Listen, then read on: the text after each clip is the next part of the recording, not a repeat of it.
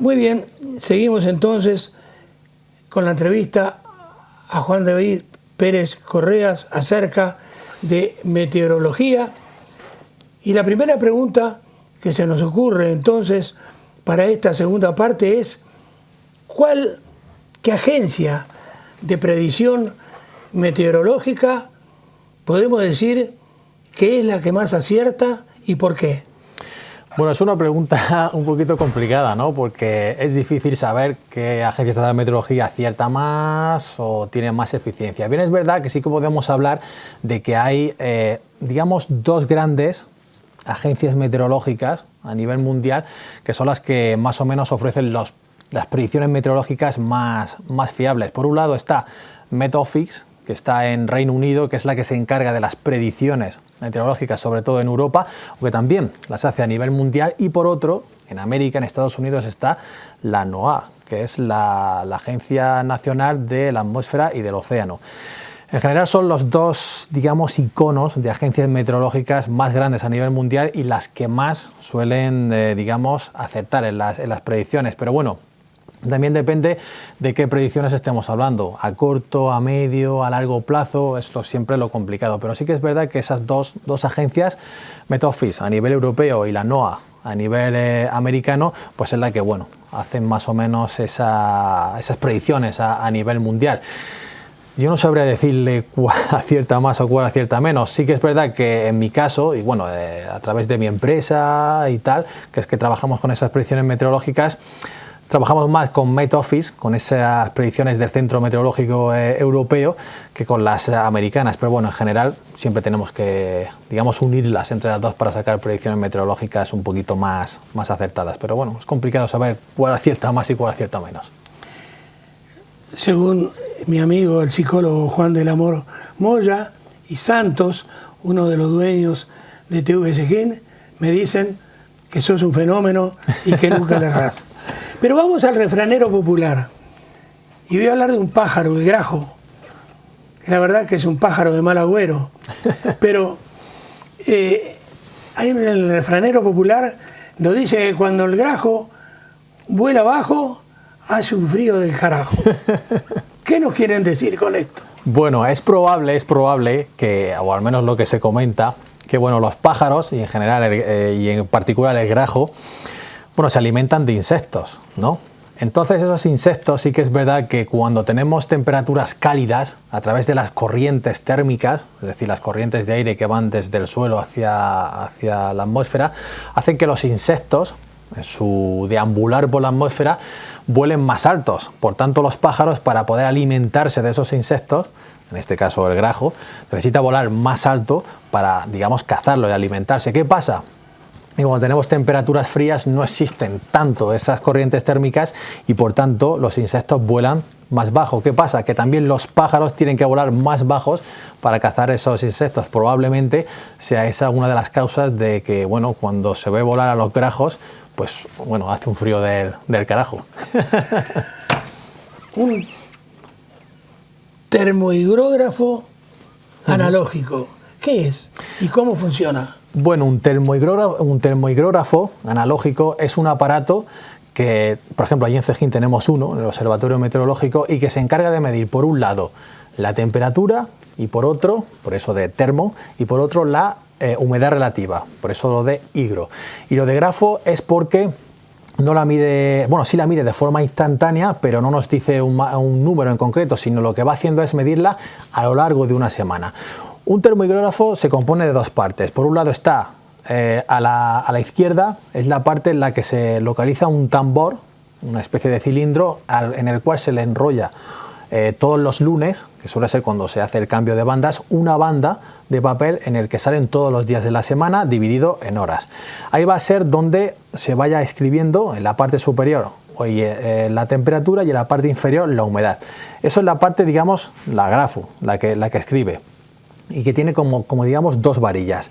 Esas dos varillas van a la parte derecha, que es donde nos encontramos por un lado la temperatura, que tiene como una especie de hierro así semicircular que se contrae o se expande dependiendo de cómo varíe la temperatura. Esa contracción y esa expansión lo que hace es transmitirla a la aguja y luego posteriormente va midiendo la temperatura a lo largo de los días y a lo largo de la semana.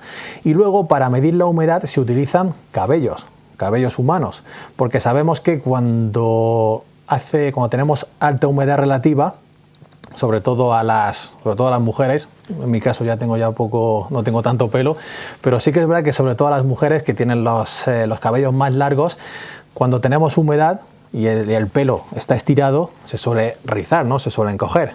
Y cuando tenemos sequedad o baja humedad relativa, el pelo se suele, digamos, alargar. Bueno, pues en los termohigrógrafos se aprovecha esa propiedad que tiene el pelo de estirarse o encogerse con la humedad para también transmitir ese movimiento a la aguja que nos va diciendo la humedad. De hecho, un termohigrógrafo en la parte de la humedad tiene como unos 4 o 5 mechones de pelo, a poder ser pelo de color rubio, para que, bueno, se están estirados como si fueran las cuerdas de una guitarra y a través de esos cambios de humedad se estira o se encoge, se estira o se encoge. Y ese movimiento es el que se transmite a la aguja y es la que nos va diciendo la humedad relativa. En un cierto momento estabas hablando y recordaba un viaje que hice entre la República del Salvador, San Salvador, iba hacia Willestap, Curazao, son las Antillas Neerlandesas.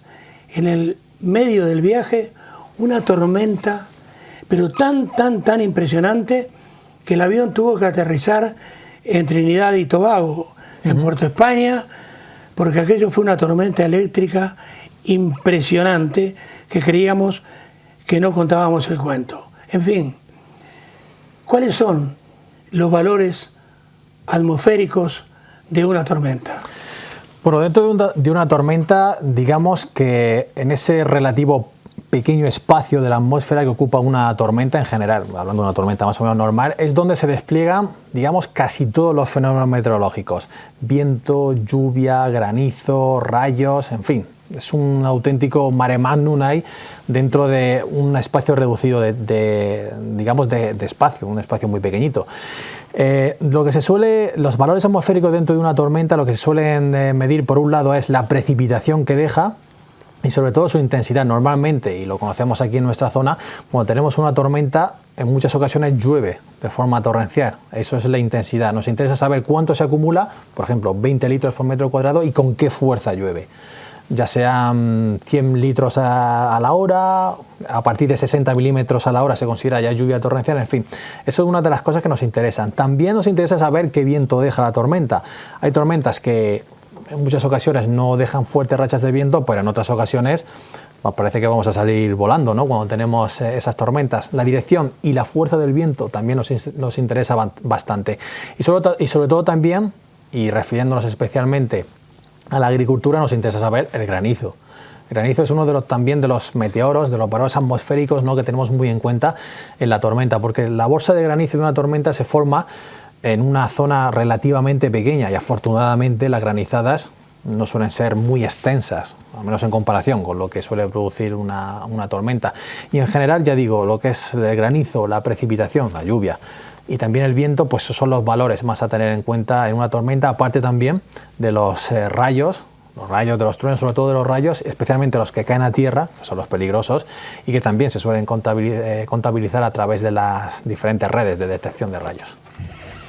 Juan David, mi abuelo, el padre de mi padre, nacido en el siglo XIX, sí, digo bien, por allá, por 1880 y pico, predecía las precipitaciones a partir de sus callos. Si le dolían los callos en los pies, me acuerdo que yo era muy pequeño, y me decía, mañana llueve, y no le erraba. ¿Ustedes cómo predicen las precipitaciones? Sí, es verdad, Milton, que hay gente que según le duela una parte del cuerpo u otra, pues puede predecir digamos, los cambios de tiempo que viene la lluvia. Y en parte hay una cierta verdad en eso, y es que todos sabemos que el tiempo se rige por si tenemos borrascas, anticiclones, en fin, por los cambios de presión atmosférica. Pues bien, esos cambios de presión atmosférica nosotros realmente los notamos en nuestro cuerpo, y especialmente las personas un poco más sensibles, o sobre todo las que tienen cicatrices o articulaciones. Lo que hace esos cambios de presión dentro del cuerpo es, digamos, hacer que nuestros fluidos pues, se expandan o se contraigan más. Y sí que es verdad que las articulaciones, en muchas ocasiones, sí que notamos esos cambios y a través de eso pues también se puede predecir el tiempo, pero bueno, siempre de una forma un poquito más, digamos, general. Pero en general, nosotros lo que hacemos para predecir la atmósfera, aparte de si nos duele algo o no, que normalmente no solemos basarnos en eso, es a través de lo que hemos comentado al principio, a través de los modelos meteorológicos. Nosotros observamos cómo está la atmósfera en un determinado momento, la analizamos y luego pasamos todos esos datos a través de los modelos meteorológicos que nos van sacando qué tiempo puede hacer durante los próximos días o durante las próximas horas. Pero no obstante, los modelos meteorológicos son una guía, porque ya el meteorólogo, y depende ahí de si es más bueno o más malo, ¿no? Tiene que saber interpretarlos y ajustarlos a su zona. Porque no solo ver un modelo meteorológico te va a decir si mañana va a llover o si no va a llover o a qué hora lo va a hacer, sino que ya en función de las salidas que van dando esos modelos ya tienes que interpretarlo y adaptarlo a tu zona. Así es como hacemos realmente las predicciones meteorológicas. ¿Cuán cerca, no si nos agarra directamente un rayo, no lo voy a preguntar evidentemente, pero cuán cerca de nosotros debe estar una tormenta, un rayo, para producir realmente daños eléctricos? Bueno, evidentemente cuanto más cerca caiga un rayo, más daños evidentemente va a producir. Pero sí que es verdad que pues un rayo, por ejemplo, en una población, a lo mejor a una distancia de 1 o 2 kilómetros como mucho, y dependiendo de dónde caiga, porque si un rayo cae, por ejemplo, en una zona donde tengamos una torre de alta tensión, en fin, puede sobrecargar la red, y aunque el rayo haya caído a 2 o 3 kilómetros de distancia, pero ese sobrecarga en la red puede hacer que, por ejemplo, en una población se puedan romper muchos aparatos, pero evidentemente un rayo, cuanto más cerca cae, más daños produce, porque hay que tener en cuenta, Milton, que un rayo se calienta o alcanza una temperatura de 30.000 grados, que se dice pronto, y además la intensidad, digamos, la carga eléctrica que genera un rayo es muy importante. De hecho, pues bueno, ha habido gente que le ha caído directamente un rayo.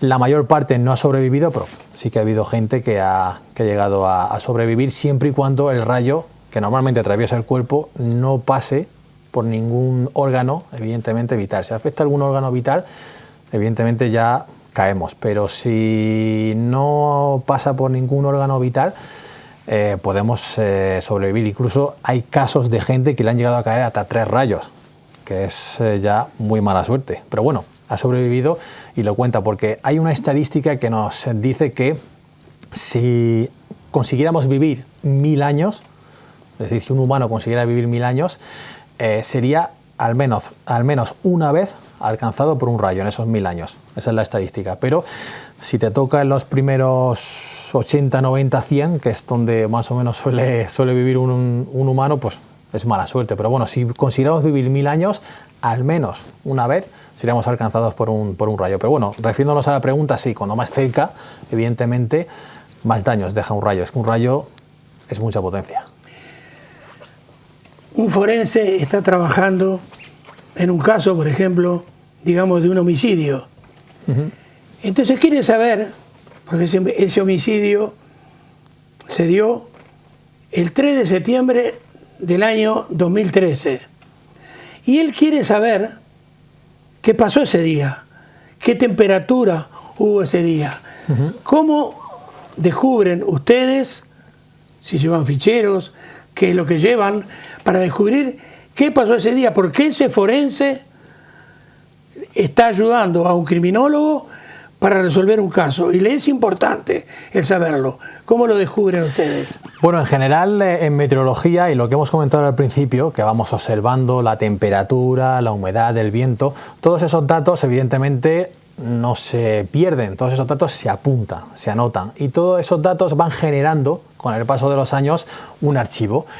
En general, dentro de nuestra historia, los archivos, si hablamos evidentemente de datos recogidos con instrumentos meteorológicos, los más antiguos datan de mitad del siglo XIX aproximadamente, 1850, en algunos puntos del planeta. Pues bien, desde esa fecha hasta aquí, en esos puntos determinados, como por ejemplo nuestro caso aquí en España, en Cádiz, es una de las series más largas, pues bueno, se van acumulando todos esos datos y luego con el paso del tiempo, cuando hace falta, por ejemplo, en este caso que he comentado, en el caso del forense, pues nos metemos en los que se conocen como bancos de datos climatológicos y a través de ellos vamos consultando pues la temperatura que hubo en un día, la cantidad de precipitación que se recogió, o cuántas horas estuvo lloviendo, en fin, hay multitud de variables, pero sí que es verdad que existen las series climáticas o bancos de datos donde se acumulan y que además nos sirven mucho ya no solo para esos casos o para el tema, por ejemplo, de seguros, cuando hemos tenido alguna tormenta y necesitamos pasarle al seguro. Por ejemplo, nosotros en nuestra empresa nos llega gente que nos pregunta, oye, ¿qué temperatura hubo tal día o cuánto cayó tal día porque se produjo destrozos en mi casa y necesito pasarle ese dato al seguro. En fin, se recurren a esos bancos de datos donde están acumulados, ya digo, las temperaturas, la precipitación, que en algunos casos, por ejemplo, pues ya llegan a más de 150 años. Juan David, tengo un auto que hace un tiempo se lo compré a Matusalén, porque la verdad que ni él mismo sabe la edad que tiene. Entonces a veces vamos por la carretera con mi esposa a ver a los nietos en Molina de Segura, y hay un viento que cruza la carretera y hace que el coche se mueva. Se balancea. Y nos asustamos bastante. Entonces, ¿cómo hacen ustedes para medir la velocidad del viento y si en cierto momento, de repente, yendo a determinada velocidad, ese viento nos puede levantar el auto y tirarlo al medio del campo? Sí, en general para medir la velocidad del viento, como hemos comentado al principio, se hace a través de los anemómetros. Los anemómetros son como una especie de molinete, un molinete de cazoletas, que es el que nos indica la velocidad a la que sopla el viento. Dentro de lo que es la velocidad del viento hay dos variables. Uno es la propia velocidad, que es la velocidad media a la que está soplando el viento, o el viento sostenido, que oímos en muchas ocasiones hablar cuando se producen huracanes o tifones, y otra es la racha máxima de viento, los golpes, esos empujones fuertes que nos da el viento, y bueno, eso se mide a través de esos anemómetros. ¿Qué hacemos para calcular el viento? Pues bien, también se hace a través de los modelos meteorológicos y además esos modelos meteorológicos aplicándolos a lo que es la superficie, porque dependiendo de qué dirección tenga el viento, ya sople del oeste, del norte o del este, hay determinados puntos en la superficie terrestre donde, por ejemplo, puede haber lo que se conoce como un portillo, es decir, un encajonamiento entre montañas donde el viento cruza de forma perpendicular y por efecto Venturi, es decir, porque digamos la sección se aprieta, luego al salir hacia el fondo del valle, evidentemente aumenta su velocidad. Por eso, dependiendo de qué dirección del viento tengamos, pues sabemos cuáles pueden ser unas zonas más afectadas u otras. Aquí en la región de Murcia eso pasa bastante, no es lo mismo que el viento sople del suroeste. Cuando sopla del suroeste afecta más a la comarca del noroeste, altiplano o zona del litoral, pero en cambio cuando sopla del noroeste, nos llega desde Albacete por ejemplo, afecta prácticamente toda la región de Murcia. Es muy importante saber de dónde viene el viento para saber a qué puntos va a afectar con mayor o menor intensidad. ¿A qué le llaman ustedes? Siempre lo escuché y nunca supe lo que era, el efecto mariposa. Bueno, el efecto mariposa es lo que explica, entre comillas, el caos que gobierna el clima. Es decir, la atmósfera está gobernada por el caos. De hecho, por eso las predicciones meteorológicas todavía no son al 100% efectivas, porque no conocemos al 100% la atmósfera y de hecho nunca vamos a llegar a conocerla, porque para elaborar digamos las salidas de los modelos meteorológicos, lo suyo, lo interesante sería tener datos de todo el planeta, pero eso no se puede conseguir. De hecho, hay más zonas del planeta sin estaciones meteorológicas que con estaciones meteorológicas. Pues bien, el llamado efecto mariposa, o la teoría, se dice que el aleteo, por ejemplo, de una mariposa en China puede hacer que el aire que desplaza, ese movimiento del aire que desplaza la mariposa, una simple y pequeña mariposa, puede amplificarse con el paso de las semanas y de los meses y dar lugar a un huracán, por ejemplo, en el Caribe, unos cuantos meses después. Pues bien, el efecto mariposa es ese, que una pequeñísima variación en la atmósfera, ya sea por ejemplo una palmada nuestra, un estornudo o lo que sea, puede hacer que, bueno, quizás, siempre en términos relativos, pueda producirse un huracán o que de aquí a una semana o 2 semanas esté lloviendo. Muy interesante eso del efecto mariposa, pero viene a referir eso, al caos que gobierna la atmósfera. Muy bien, dos últimas preguntas. Para terminar, por hoy ya determinarás si volvés a nuestro humilde programa o no, pero muchos de ustedes que quieren viajar, sobre todo allí a la zona del Caribe, donde existen muchos huracanes, él nos dirá entonces cuál es la época donde los huracanes y dónde se dan más. Sí, en general en esa zona que comenta Milton, que es la zona del Caribe o la parte central de América, es una zona en la que no tenemos 4 estaciones como ocurre aquí, sino que tenemos más bien 2, si no nos referimos al Ecuador. En el Ecuador tan solo una, porque en el Ecuador, como ha comentado al principio, es el mismo tiempo a lo largo de todo el año. Llueve incluso... Tuve 2 años y era todos los días lo mismo. Todo día lo mismo. Allí el meteorólogo, el hombre del tiempo, tiene muy poco futuro, porque ocurre todos los días lo mismo, el mismo calor, en fin, llueve casi a la misma hora. Pero si nos desplazamos tanto hacia el norte como hacia el sur del Ecuador, nos encontramos en una zona donde tenemos 2 estaciones, una cálida, bastante cálida y lluviosa, y otra menos cálida, no vamos a decir fría porque allí realmente el invierno como tal no llega a existir, pero una cálida y seca. Pues bien, esa estación de lluvias, en esa estación lluviosa es cuando se suelen producir las temidas tormentas tropicales, o si evolucionan más, los huracanes, que en otros puntos del planeta, sobre todo en la zona del Pacífico, en la zona de Asia, se llaman tifones, que es el mismo fenómeno meteorológico, o en la zona de la India, del Océano Índico, ciclones, pero bueno, es el mismo fenómeno meteorológico, como digo. En el caso del Caribe, en el lado del Pacífico mexicano, para entendernos, allí la época de huracanes comienza el 15 de mayo y dura hasta el 30 de noviembre, es decir, de aquí un par de semanas, en estas fechas que estamos, un par de semanas finalizará lo que es la época de huracanes. Aunque eso sí, no quiere decir que no se den huracanes fuera de esas fechas. Ha habido casos donde sí que se han dado, pero bueno, es bastante raro.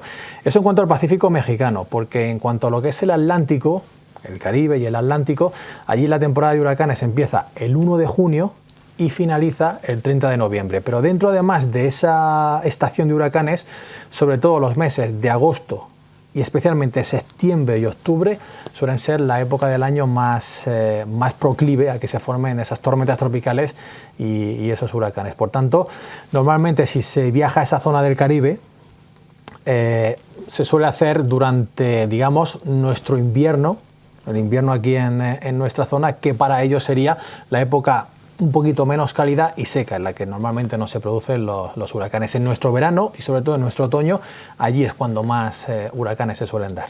Muy bien, para terminar entonces, la última pregunta es, ¿qué relación hay entre lluvia y viento?